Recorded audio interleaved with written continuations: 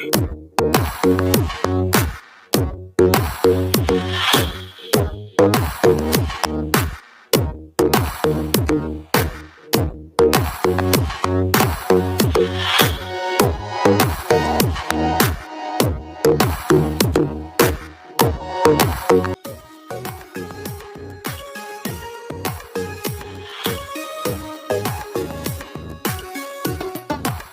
பாஜி பண்ணுறதுக்கு முதல்ல எல்லா காய்கறியும் வேக வைக்கலாம். அதுக்கு குக்கரில் 3 உருளைக்கிழங்கு கழுவிட்டு தோல் எடுத்துட்டு சின்ன சின்னதாக கட் பண்ணி போடுறேன். அடுத்து 3 மீடியம் சைஸ் கேரட் நறுக்குனது, 1 கப் ஃப்ரெஷ்ஷான பச்சை பட்டாணி போடுங்க. ஒரு சின்ன சைஸ் காலிஃப்ளவரை சின்ன சின்னதாக கட் பண்ணது சேர்க்குறேன்.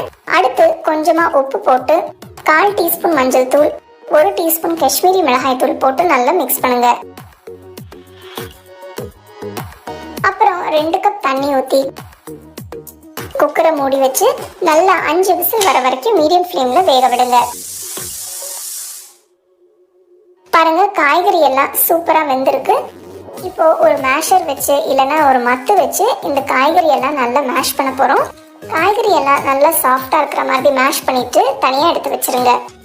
பாவ் பாஜி மசாலா பண்ணுறதுக்கு இன்னைக்கு நான் பெரிய சைஸ் இரும்பு கடாய் எடுத்திருக்கேன். இதில் நான் 100 கிராம் உப்பு இல்லாத வெண்ணெய் சேர்க்குறேன். இன்னைக்கு நம்ம street style pav bhaji masala recreate பண்ணிட்டு இருக்கோம்.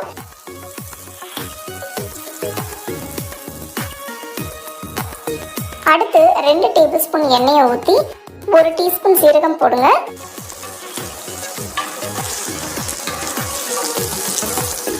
மூணு பெரிய வெங்காயம் பொடியை நறுக்கினது போட்டு அடுப்பை ஹை ஃப்ளேமில் வச்சு வெங்காயத்தை வதக்குங்க.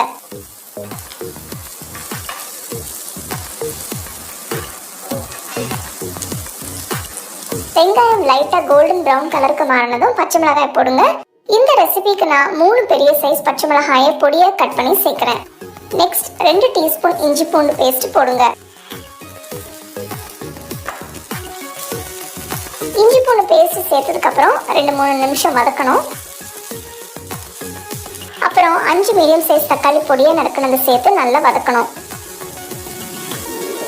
இப்போ மசாலாஸை சேர்க்க ஆரம்பிக்கலாம். ஃபர்ஸ்ட் 1 டீஸ்பூன் உப்பு, 1/4 டீஸ்பூன் மஞ்சள் தூள், 2 டீஸ்பூன் காஷ்மீரி மிளகாய் தூள், 4 டீஸ்பூன் பாவ் பாஜி மசாலா தூள் போடுங்க. நீங்க பண்ற மசாலாக்கு ஏற்ற மாதிரி மசாலா பவுடர்ஸை நீங்க அட்ஜஸ்ட் பண்ணிக்கலாம். மசாலா எல்லாம் சேர்த்து வதக்கினதுக்கு அப்புறம் ஒரு பெரிய சைஸ் குடமிளகாய் பொடியா நறுக்கி சேர்த்து 2-3 நிமிஷத்துக்கு வதக்குங்க.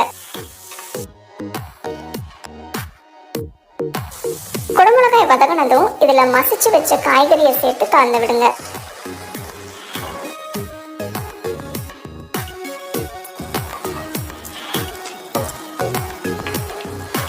இப்போ ஒரு 1/2 கப் தண்ணி ஊத்துங்க.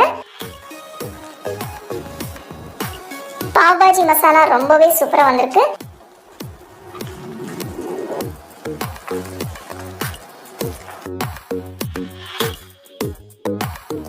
காய்கறி எல்லாம் நல்லா மேஷ் பண்ணதுக்கு அப்புறம் இன்னொரு 5 நிமிஷம் லோ ஃப்ளேம்ல வச்சு வேக விடுங்க.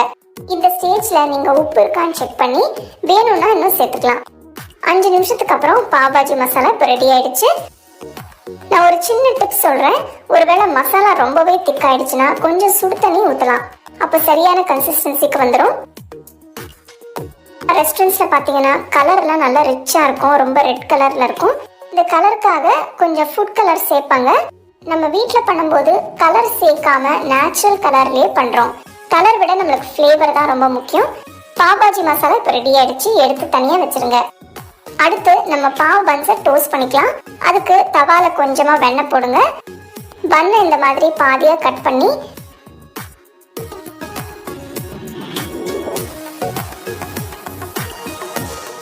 மேல கொஞ்சம் வெண்ணெயை தடவுங்க. பன் ஒரு பக்கம் கோல்டன் கலருக்கு மாறினதும் அடுத்த பக்கம் திருப்பி போடுங்க. பன்னை டோஸ்ட் பண்ணதும் உடனே சூடா மசாலாவோட சர்வ் பண்ணுங்க. இந்த அருமையான பாவ் பாஜி மசாலா ரெசிபியை உங்களுக்கு செஞ்சு காமிச்சதுலையும் உங்களோட ஷேர் பண்ணதுலையும் எனக்கு ரொம்பவே சந்தோஷம். நீங்கள் எல்லாருமே கண்டிப்பாக இந்த ரெசிபியை ட்ரை பண்ணி என்ஜாய் பண்ணுவீங்கன்னு நம்புகிறேன்.